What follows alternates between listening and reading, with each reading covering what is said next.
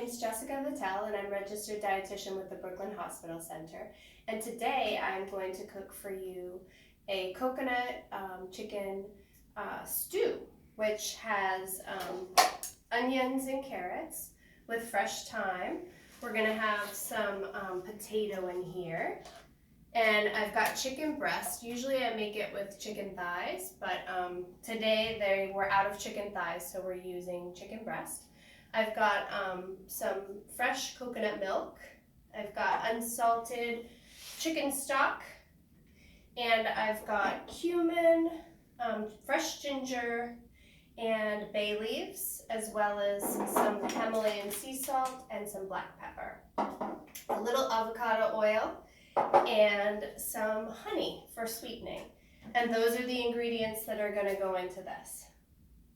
Okay, I'm going to get started. So first I'm going to saute my chicken, and I'm going to put a little oil in the pan. Bear with me because today I'm cooking on a hot plate, and so that's a little bit different for me. So I'm not going to use a lot of oil.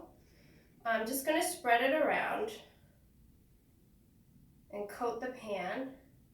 Probably not going to sizzle right away because the pan hasn't been sitting on this. I didn't want the oil to smoke. So I'm going to add the chicken breast, and I'm going to get it in there to start browning it. Okay. I don't have any tongs, so I'm probably going to be reaching in with my fingers to flip these guys over.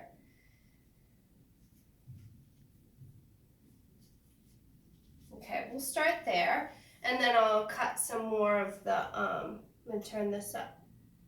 I'll cut some more of the chicken while we're chatting and while that starts to brown. Hi, welcome back. So the chicken is pretty much ready to be flipped, and I'm just going to take my fingers and flip it over.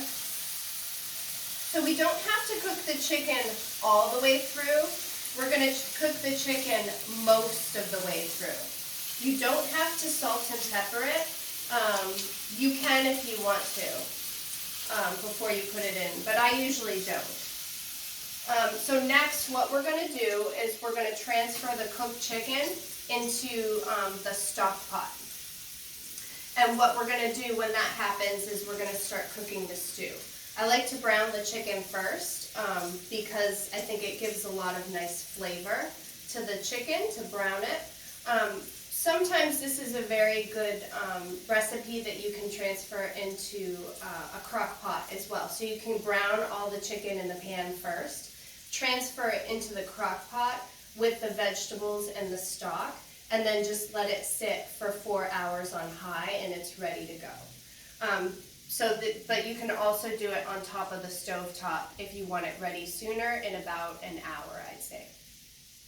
Okay, so it looks like this is getting ready to go. I'm going to turn it up a little bit just so it can cook a little quicker. And let's just talk quickly about the health benefits of this recipe and of cooking at home.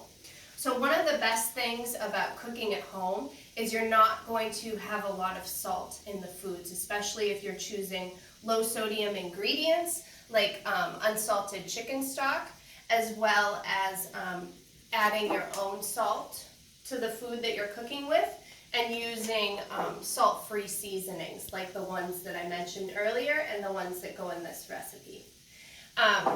So the benefits of cooking at home are, hopefully you get fresh ingredients. You can use a lot of vegetables, which are really heart healthy. It's actually cost saving. A lot of times, rather than doing takeout 2 or 3 times a day, that can get really, really expensive. And you can cook for a larger family, or you can cook for a smaller family. You can cook and freeze some of the food. If you make a big stock of stew, then you can store half of it in the freezer and take it out like a week later and enjoy the stew again. Okay, so I'm ready to transfer these into my stew pot, and I'll get going on that. Give me 1 second. I'll be right back. Okay.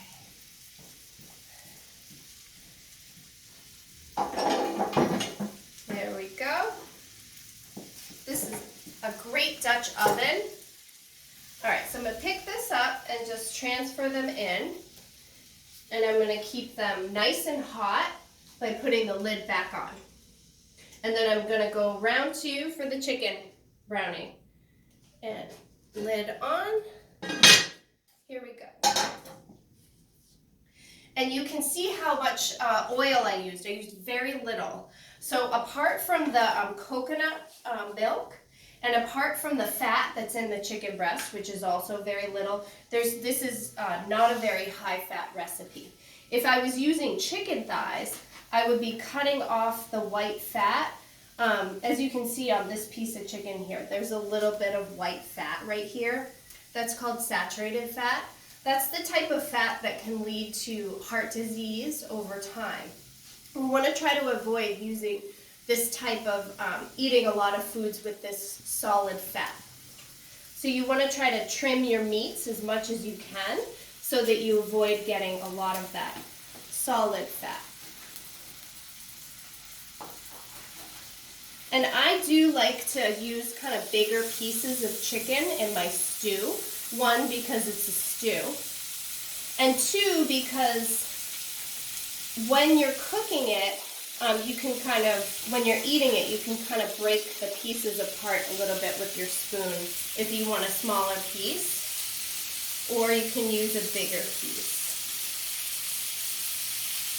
So I'm going to use about that much chicken. I'm not going to use the last piece because I don't want it to be, I like a lot of broth in my stew, and the next time you heat it up, sometimes it can, some of the liquid can cook off, and then it'll be a little less. Okay. Hi again. Okay, so we've transferred the chicken into the stock pot or the soup pot, and it's still browning in there a little bit, and I heated up the pan. So we are going to add the onions and the carrots next. I don't dice my onions for soup. I kind of slice them into these nice kind of semicircles. So I'm just going to show you how I'm slicing the onion. This was also a sweet onion, so it's not burning my eyes like the other onions usually do. Okay, put a few more in there. And the other thing that I like to teach about when I'm doing a cooking demonstration is it's really important to try to incorporate non-starchy fresh vegetables into your cooking. One of the important reasons why you want to do that is because they're really, really low in sugar. They actually don't really affect your blood sugar levels, and they actually help lower your blood sugar levels. So I guess they do affect your blood sugar levels in a positive way. They help keep your sugar levels lower. So for persons living with diabetes, persons with pre-diabetes, heart disease as well, sometimes heart disease and diabetes go hand in hand. So it's really important to try to cook with non-starchy fresh vegetables. Carrots and onions are in that family, and herbs are really good to protect against viruses, bacteria. They're antimicrobial, so this is fresh thyme.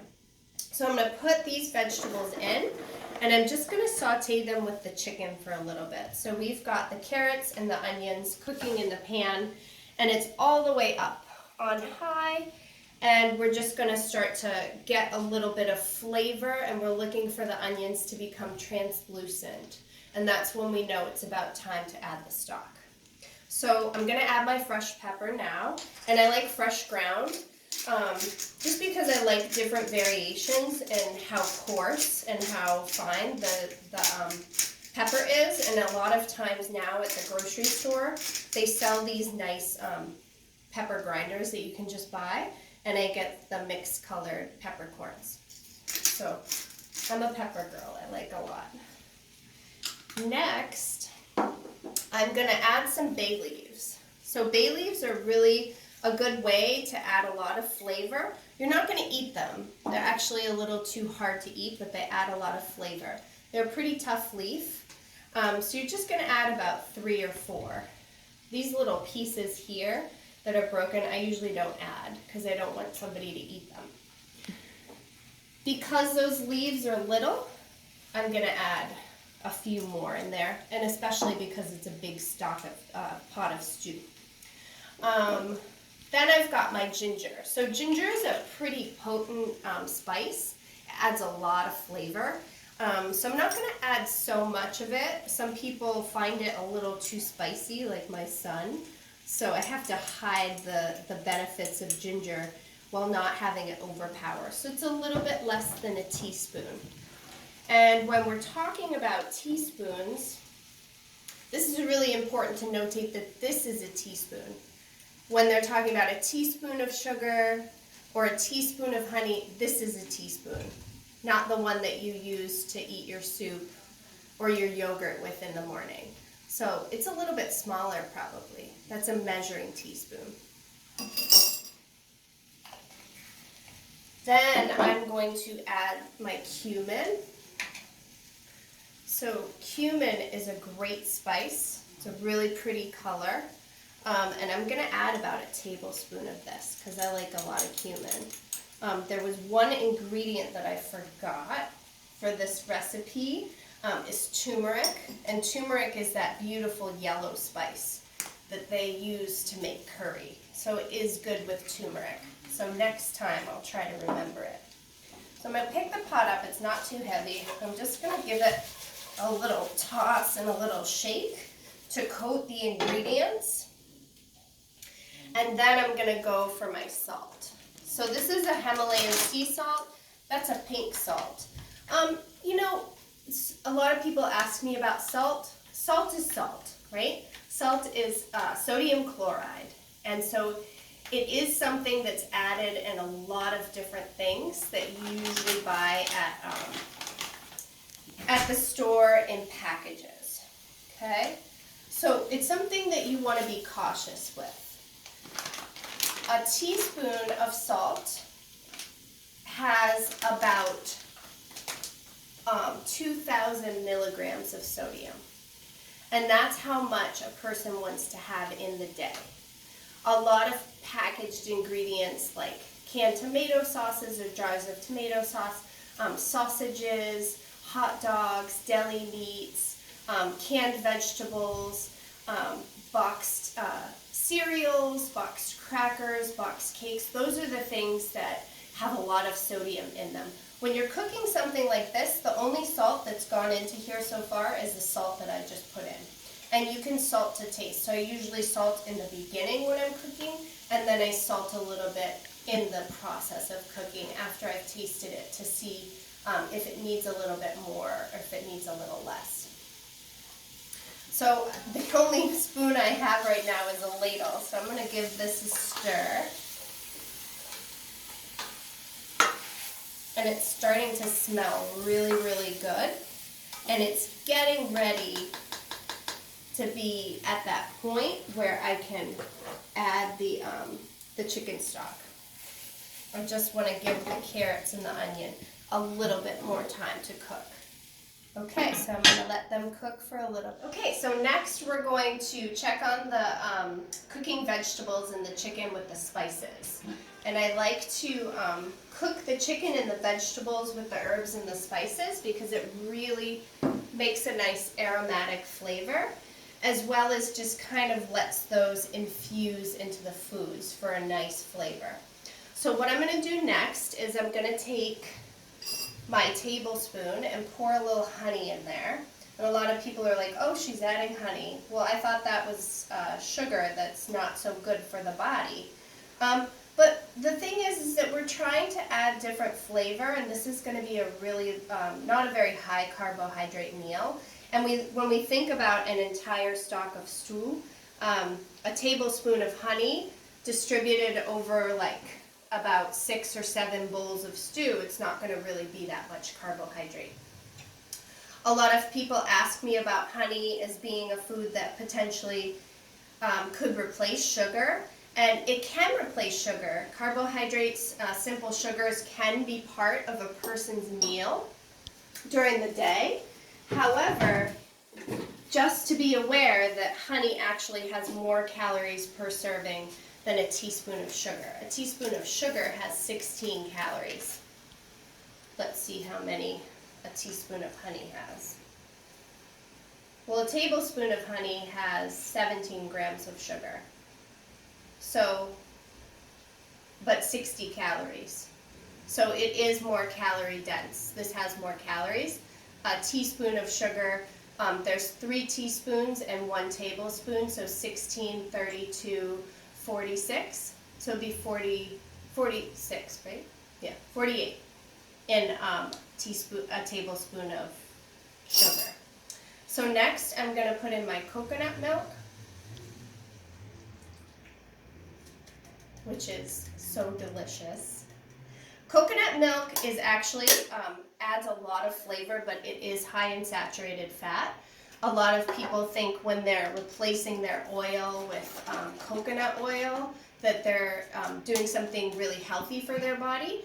And it can be healthy for sure, but in small amounts. So again, just like the honey, when we look at the coconut milk, if you're having a bowl of this, it's not going to be extremely high in saturated fat. But you don't necessarily want to have a whole thing of coconut milk on your own and cook with coconut oil every single day, because it is high in saturated fat. So I'm going to add 2 of these boxes of chicken stock. And we've got one more ingredient to add, and that's the potato. And a lot of people say, okay, I'm not going to eat rice and I'm not going to eat potatoes anymore. I'm going to do a low carbohydrate diet and I'm going to lose weight. Well, yes, if you eat no carbohydrates like rice and potatoes, then you can lose weight probably a lot faster than you would if you incorporated them in. But the thing is, over time, over about 2 weeks, if you don't eat any of those complex carbohydrates like potatoes and rice, especially brown rice, whole wheat, 100% whole wheat bread, what can happen over time is you get really, really hungry. And then you get this kind of rebound effect where you're like, oh, I need to eat a burger and french fries because you're so hungry. So I think it's important to really use foods that have had a lot of use through the ages as a staple in our meals, but use them in smaller portion. If you saw, I don't know if I showed you, but it was about this high for the potato. So I only used 1 large potato in that. Okay, so the soup has come to a boil and it's been simmering with the top ajar for, well, it was came to a boil and then I switched it to a simmer. So it's been cooking for about 25 minutes with the lid on, and the last 5 minutes with the lid ajar. So you can see you can see the fat actually on the top if Carlene zooms in close. Do you see that white fat? So that is the coconut milk there. So you see that saturated fat. But I still think this is a delicious dish, and it's a nice warming dish for the winter. So I'm going to taste it first, probably burn my mouth a little bit, but I want to make sure that there's enough salt in this, because I do like to salt in the beginning, sometimes in the middle, and in the end, okay?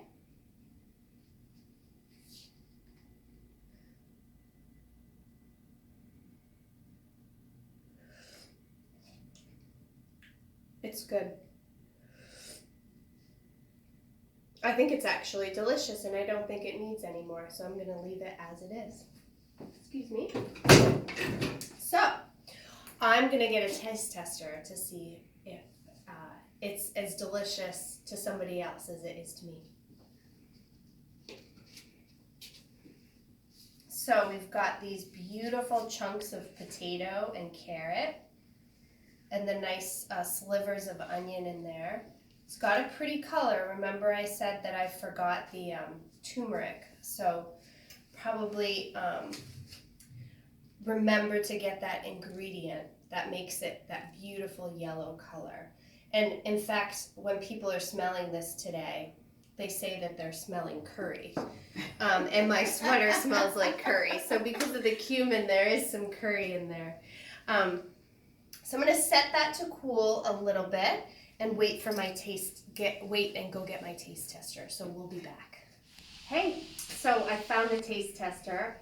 I'm practicing social distancing and mask wearing. So my taste tester is gonna come on and she's gonna taste it and I'm gonna move out of her way. So Penny, would you like to taste my soup? Sure.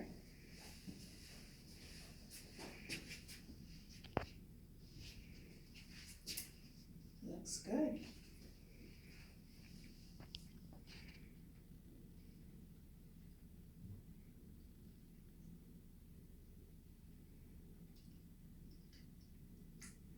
Delicious. I love it.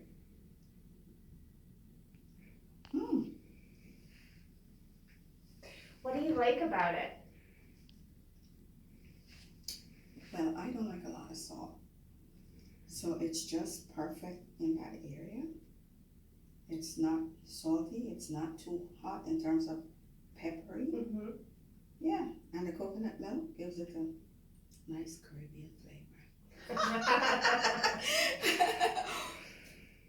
What about the vegetables? I like vegetable. The chicken is just the right texture. It's good. Is this something you think you'd make at home? Mm-hmm.